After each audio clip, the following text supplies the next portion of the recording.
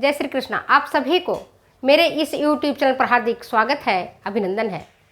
प्यारे बच्चों, कल आप लोग का नेट का परीक्षा था और कैसा हुआ पेपर यह तो आप लोगों ने मुझे बताया ही नहीं, तो कमेंट करके प्लीज़ बताइएगा, व्हाट्सएप करके बताइएगा कैसा हुआ आप लोग का नेट का पेपर और किस तरह के प्रश्न आए थे। तो आज मैं आप लोगों को कुछ MCQ से संबंधित प्रश्न पूछेंगे और देखते हैं कि कितना बच्चा हमारा कितना सही जवाब दे पाता है, कितने बच्चों का है इन पेपर में कितना कमांड है ये भी मैं जानना चाहूँगी। तो आज मैं जो प्रश्न पूछूंगी वह कैल्शियम चैप्टर से संबंधित है और कैल्शियम से संबंधित पहला प्रश्न है वो ये है, आप लोग सब जानते हो है ना, आपको सबको पता है कि हाइपोथायराइडिज्म का क्या कारण है। हाइपोथायराइडिज्म का क्या कारण है? हाइपोथायराइडिज्म का कारण है कैल्शियम की अधिकता के कारण होता है, कैल्शियम की कमी के कारण होता है, मैग्नीशियम की अधिकता के कारण होता है या मैग्नीशियम की कमी के कारण होता है। किसके कारण होता है जरा मुझे बताएंगे आप? हाइपोथायराइडिज्म का क्या कारण है? कैल्शियम की अधिकता है, कैल्शियम की कमी है, मैग्नीशियम की अधिकता है या मैग्नीशियम की कमी है। कौन सा करेक्ट आंसर है जरा मुझे आप बताइए।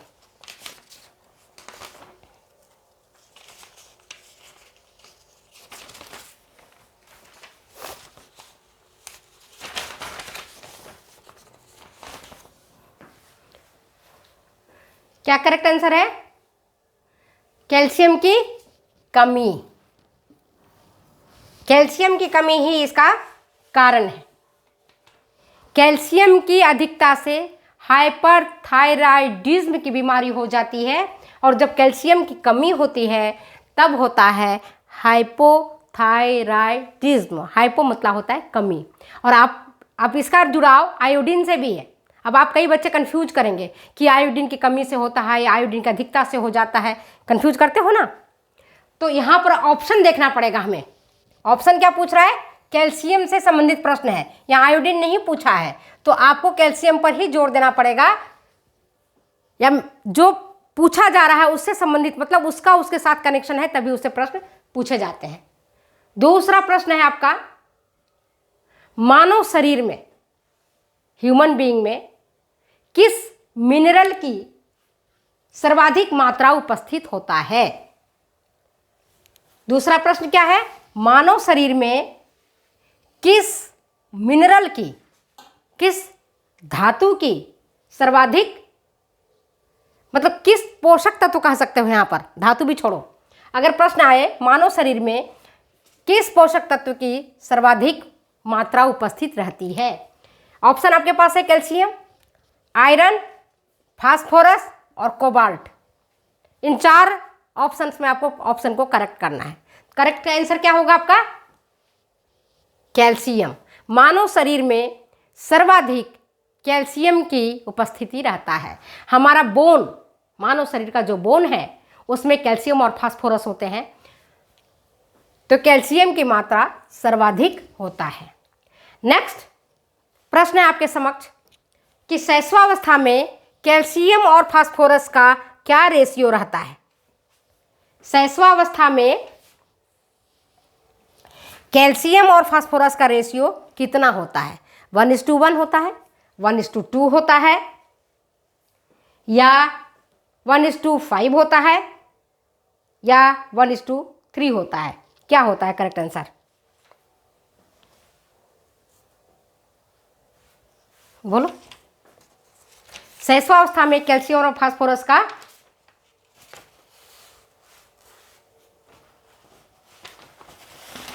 क्या रेशियो है?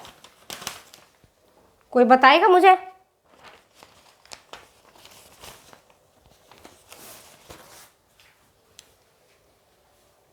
शैशवावस्था में कैल्शियम और फास्फोरस का सही अनुपात होता है 1:1, क्योंकि शैशवावस्था में बालक का वृद्धि तीव्र गति से होता है। उसकी जो हड्डियां हैं बहुत नाजुक होती हैं, उनका कैल्सिफिकेशन होता है, ओसिफिकेशन होता है। तो ओसिफिकेशन में कैल्शियम की आवश्यकता अधिक पड़ती है, इसलिए करेक्ट आंसर इसका होगा 1:1। अब चौथा प्रश्न आपके पास वो ये कि कैल्शियम के अवशोषण में बाधक तत्व हैं। कैल्शियम के प्रश्न क्या है आपका, सुनिए और देखिए।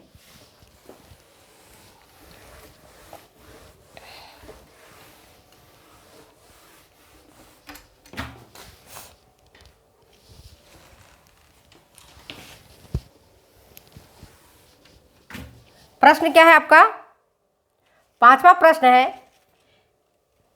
कैल्शियम अवशोषण में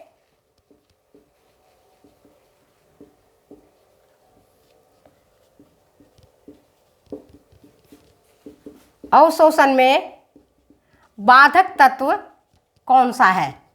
बाधक तत्व आपके पास ऑप्शन क्या है, ऑप्शन बताती हूं मैं आपको।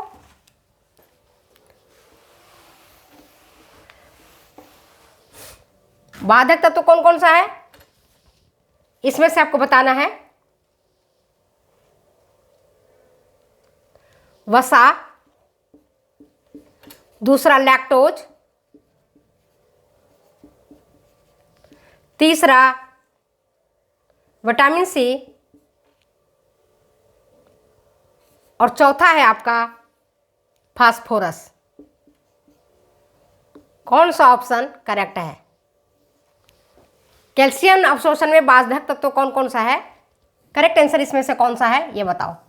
कैल्शियम अवशोषण पूछ रहे हैं, हम जो कैल्शियम लेते हैं बॉडी में, खाते हैं, उसका बॉडी में एब्जॉर्प्शन होना भी जरूरी है। अगर वो अवशोषण नहीं उसका होगा तो कैल्शियम हम के कारण कैल्शियम जितने फंक्शंस करते हैं हमारी बॉडी में, वो सारे फंक्शंस प्रभावित होंगे। तो क्या कारण है, वसा इसके लिए जिम्मेदार है, या लैक्टोज जिम्मेदार है, या विटामिन सी जिम्मेदार है, या फास्फोरस जिम्मेदार है। क्या जिम्मेदार है बताइए।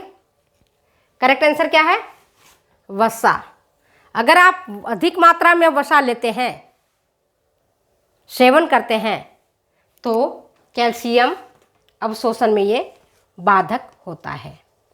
नेक्स्ट ऑप्शन है, कैल्शियम के अवशोषण में बाधक तत्व के जगह पर अगर सहायक तत्व हो जाए, सहायक तत्व कौन कौन से हैं, और ऑप्शन ये चेंज हो जाएगा।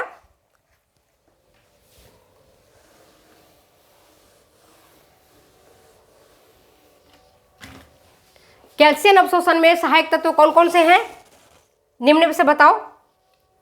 तांबा, ऑक्जैलिक अम्ल,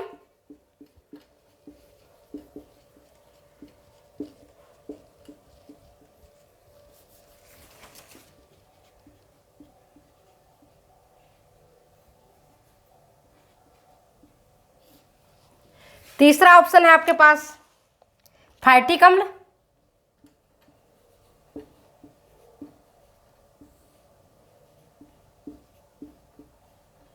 और चौथा है आपका विटामिन सी।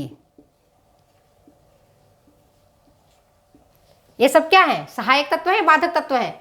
इनमें से सहायक तत्व कौन सा है, मतलब कैल्शियम के अवशोषण में जो सहायता प्रदान करता है उसको हम सहायक तत्व कहते हैं।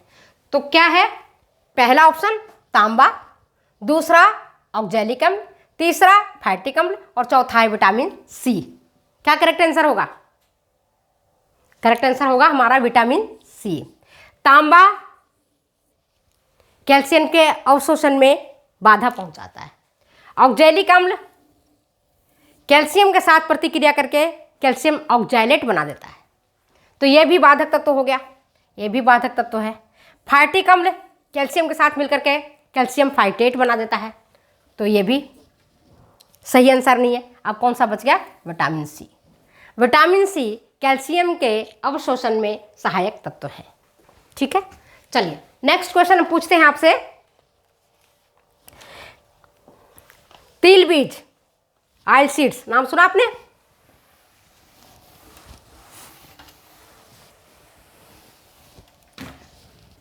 तिल बीज जिसको हम अंग्रेजी में बोलते हैं ऑयल सीड्स। तिल बीज, तिल बीज के बाहरी छिलकों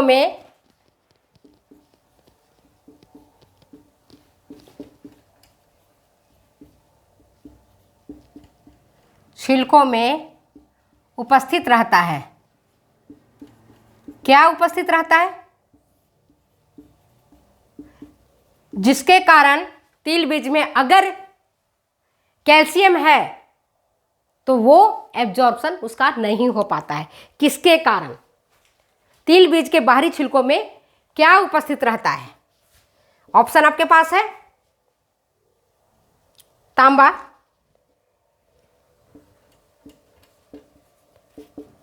दूसरा होता है फैटिक अम्ल,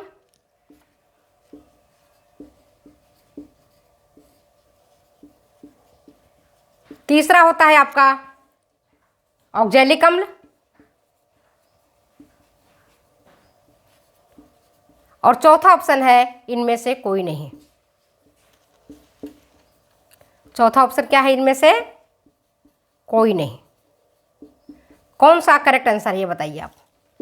पूछ रहे हैं तिल बीज जो ऑयल सीड्स होता है उसके बाहरी छिलकों में क्या उपस्थित रहता है? बाहरी छिलका आप देखते हो ना, तिल जिसके हम लोग खाते हैं लड्डू, जिसे खाते हैं हम तिलपट्टी, जिसे खाते हैं हम तिलकुट, उसमें कैल्शियम की प्रचुरता रहती है। तो उसके जो बाहरी तत्व है, बाहरी जो छिलका है, वो कैल्शियम के एब्जॉर्प्शन में बाधा पहुंचाता है। और उसके छिलकों को उतार दो तो वो ज़्यादा फायदा करेगा। क्यों? तो उसमें उसके बाहरी छिलकों में क्या रहता है? तांबा रहता है, या फैटिक अम्ल रहता है, या ऑक्जेलिक अम्ल रहता है, या इनमें से कोई नहीं। तो करेक्ट आंसर क्या हमारा है? फैटिक अम्ल।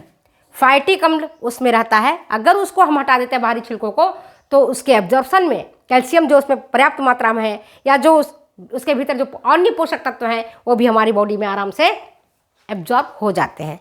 तो हम अपनी वीडियो को यहीं विराम देते हैं। फिर मिलते हैं हम अगले वीडियो में अगले बातों के साथ। तब तक दो इजाज़त, जाने के ओके, बाय बाय।